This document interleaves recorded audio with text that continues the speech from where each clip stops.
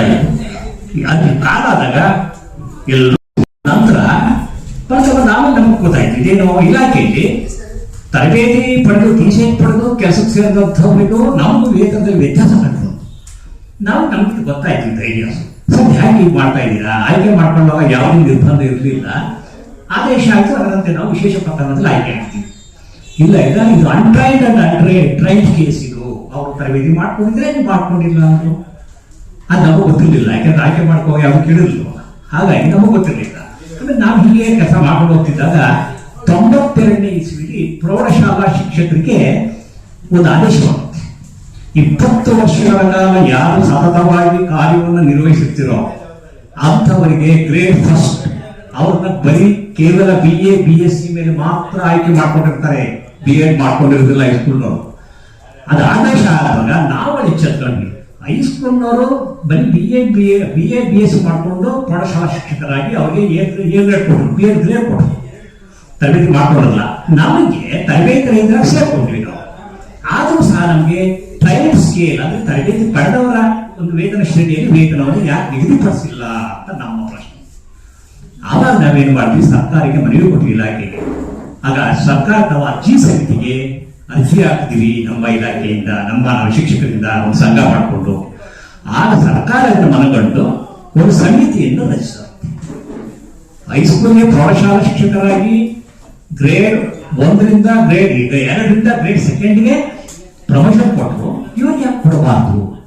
ತರಬೇತಿ ಪಡೆದ ಶಿಕ್ಷಕರು ಮಾಡ್ತಕ್ಕಂಥ ಎಲ್ಲ ಕೆಲಸವನ್ನು ಮಾಡ್ತಾರೆ, ಇವ್ರಿಗೆ ವೇತನ ಶ್ರೇಣಿಯಲ್ಲಿ ವೇತನವನ್ನು ನಿಗದಿಪಡಿಸಬಾರ್ದವರಾಗಿ ಅನ್ನೋ ಪ್ರಶ್ನೆ ಬರುತ್ತೆ. ಆವಾಗ ಒಂದು ಇಲಾಖಾ ಅಧಿಕಾರಿಗಳ ಸಂಗಡ ಒಂದು ಇದು ಸಮಿತಿಯನ್ನು ರಚಿಸುತ್ತೆ.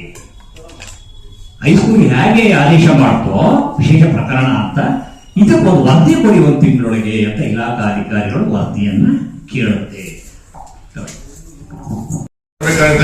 ನಾವೇನು ತರಬೇತಿಯನ್ನ ಪಡೆದು ನಾವು ಕೆಲಸಕ್ಕೆ ಸೇರುವಂತ ಸಂದರ್ಭದಲ್ಲಿ ತರಬೇತಿ ಹೊಂದಿದ್ರಲ್ಲ ಸರ್, ಅವ್ರಿಗೆ ಏನು ನೀವು ಫಿಕ್ಸೇಷನ್ ಮಾಡಿದ್ದೀರಾ, ಆ ಫಿಕ್ಸೇಷನ್ ಆದಾದ ಮೇಲೆ ನಮ್ಗೆ 2011ರಲ್ಲಿ ಸರ್ಕಾರ ಈ ಆದೇಶವನ್ನು ಹೊರಡಿಸಿದ್ದು.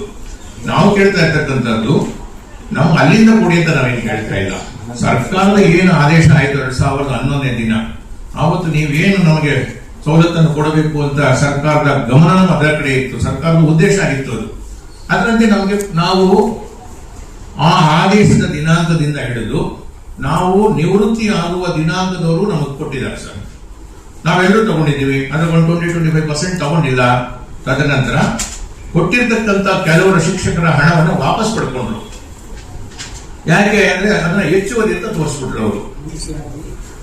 ಆ ಹೆಚ್ಚುವರಿ ಅಂತ ಹಣವನ್ನ ನಮ್ಮ ಶಿಕ್ಷಕರ DCRG ಸಂಬಳದಲ್ಲಿ ಮತ್ತೆ ಲೀವ್ ಸರೆಂಡರ್ ಅಂತ ಕೊಡ್ತಾರೆ ಸರ್, ಅದರಲ್ಲಿ ಗ್ರೂಪ್ ಇನ್ಶೂರೆನ್ಸ್ ಅಲ್ಲಿ ಈ ಬಾಬತ್ತುಗಳಲ್ಲಿ ಸುಮಾರು ಲಕ್ಷಾಂತರ ರೂಪಾಯಿ ಹಣವನ್ನ ಸರ್ಕಾರದವರು ಕಟಾವು ಮಾಡಿದ್ದಾರೆ.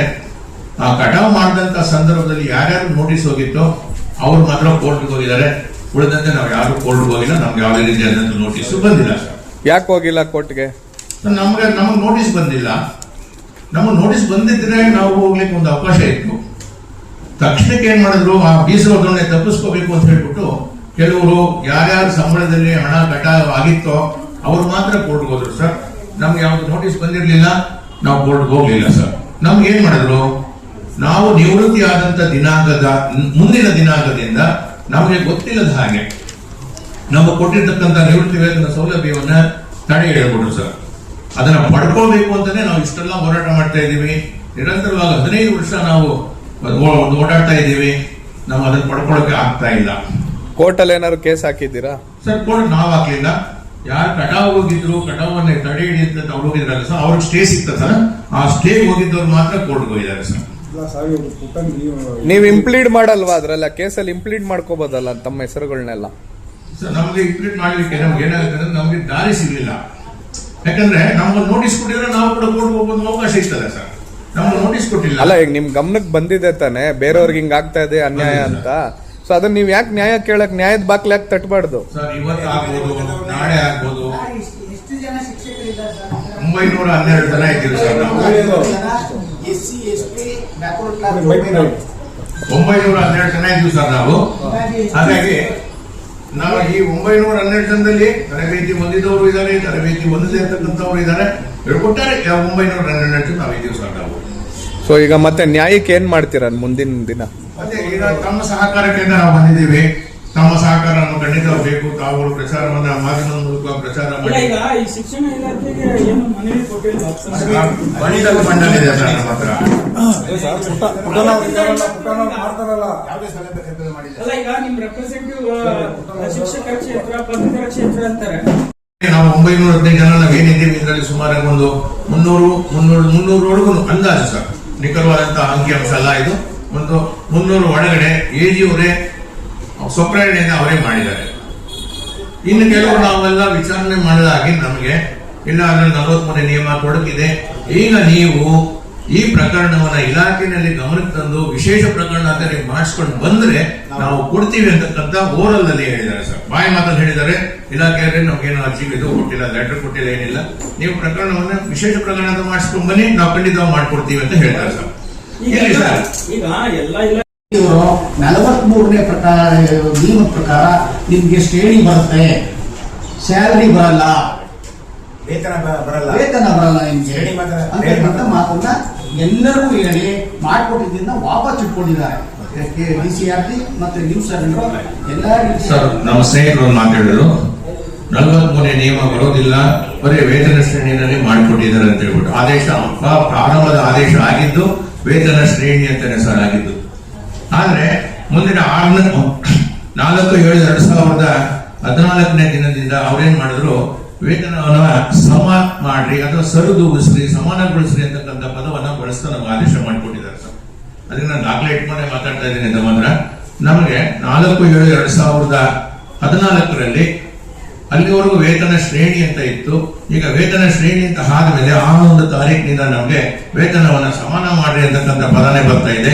ಬೇಕಾದ್ರೆ ಒಂದು ಮಾತು ಹೇಳ್ಬಿಡ್ತೀನಿ ನೋಡಿ ಸರ್. 15 ವರ್ಷಗಳಿಗೂ ಹೆಚ್ಚಿನ ಸೇವೆ ಸಲ್ಲಿಸಿರುವ ಪ್ರಾಥಮಿಕ ಶಾಲಾ ತರಬೇತಿ ಹೊಂದದ ಶಿಕ್ಷಕರ ವೇತನವನ್ನು ತರಬೇತಿ ಹೊಂದಿದ ಶಿಕ್ಷಕರ ವೇತನಕ್ಕೆ ಸರಿದೂಗಿಸುವ ಕುರಿತು ಅಂತಕ್ಕಂಥ ವಿಷಯವನ್ನ ನಮ್ಮ ಮಾನ್ಯ ಮಹಾಲೇಖಪಾಲಕರ ಕಚೇರಿಗೆ ಸರ್ಕಾರದ ಪ್ರಧಾನ ಕಾರ್ಯದರ್ಶಿಗಳ ಕಚೇರಿಯಿಂದ ಪತ್ರ ಹಾಕಿದೆ. ಅಲ್ಲಿಂದ ನಿರಂತರವಾಗಿ ಬರ್ತಾ ಇದೆ.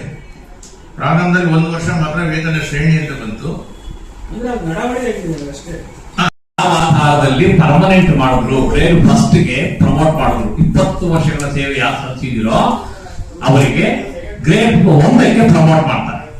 ಆ ಆಧಾರದ ಮೇಲೆ ನಾವೇನ್ ಮಾಡಿದ್ವಿ, ನಾವು ಅನ್ಟ್ರೈನ್ಡ್ ಆಗಿದ್ದೀವಿ, ನಮಗೂ ಅದೇ ರೀತಿ ಮಾಡಿ ಹೈಸ್ಕೂಲ್ ಹಾಗೆ ಅರ್ಜಿ ಸಮಿತಿನೂ ಅದನ್ನೇ ಶಿಫಾರಸು ಮಾಡ್ತು. ಹೈಸ್ಕೂಲ್ಗೆ ಕೊಟ್ಟಿದ್ದಿಲ್ಲ, ಬರೀ BSc ಮಾಡುವವರಿಗೆ. ಇವ್ರಿಗೂ ಪ್ರಾಥಮಿಕ ಶಾಲಾ ಶಿಕ್ಷಕರು ಯಾಕೆ ಟೀಚರ್ಸ್ ಗ್ರೇಡ್ ಕೊಡಬಾರ್ದು? 21/11 ಈ ಅರ್ಜಿ ಸಮಿತಿಗೆ ತೀರ್ಮಾನ ಕೊಡ್ತು 1 ತಿಂಗಳಲ್ಲಿ. ಅದರ ಆಧಾರದ ಸರ್ಕಾರ ಆದೇಶ ಮಾಡುತ್ತೆ. ಇವ್ರಿಗೂ ಸಹ ಸಮಾನ ಕೆಲಸಕ್ಕೆ ಸಮಾನ ವೇತನವನ್ನ ಕೊಡಿ. ಯಾರು ಟ್ರೈನಿಂಗ್ ಮಾಡ್ಕೊಂಡು ಕೆಲಸ ಮಾಡ್ತಿದಾರೋ ಅವರ ವೇತನ ಶ್ರೇಣಿಯಲ್ಲಿ ವೇತನವನ್ನ ಇವ್ರಿಗೂ ನಿಗದಿಪಡಿಸಿ ಅಂತ 21/11 ಸ್ಪಷ್ಟವಾದಂತ ಆದೇಶ ಆಗುತ್ತೆ. ಆದೇಶ ಮಾಡ್ತು. ಇವರು ಸಹ ಟ್ರೈನ್ ಸ್ಕೇಲ್ ಅನ್ನ ವೇತನ ಶ್ರೇಣಿಯಲ್ಲಿ ವೇತನವನ್ನು ನಿಗದಿಪಡಿಸಿ ಅಂತ ನಾವು ಅದನ್ನ ಕೇಳ್ತಾ ಇದ್ದೀವಿ. ಆದ್ರೆ ಅವರು ನಾವು BO ಪ್ರಾಧಿಕಾರದಿಂದ ಮಾಡಿ ಕಳಿಸಿದ್ರೆ ಬರೀ ಶ್ರೇಣಿ ನಿಮ್ಗೆ ಬರೋದು ಅಂತ ಹೇಳ್ತಿದ್ದಾರೆ. ನಾವು ಹೈಸ್ಕೂಲ್ ಹ್ಯಾಕ್ ಕೊಟ್ರಿ ವೇತನ ಶ್ರೇಣಿಯಲ್ಲಿ ವೇತನವನ್ನು ನಿಗದಿಪಡಿಸಿ ಯಾವುದೇ ನಿಯಮ ಅವ್ರಿಗೆ ಆಗಲಿಲ್ಲ. 43 ನಮ್ಗೆ ಯಾಕೆ ಈ KCSR ನಿಯಮ 43 ತರ್ತಾ ಇದ್ದೀರಾ? ಅವ್ರಿಗೆ ಯಾಕೆ ತರಲಿಲ್ಲ? ಅದೇ ನಮ್ಮ ಪ್ರಶ್ನೆ.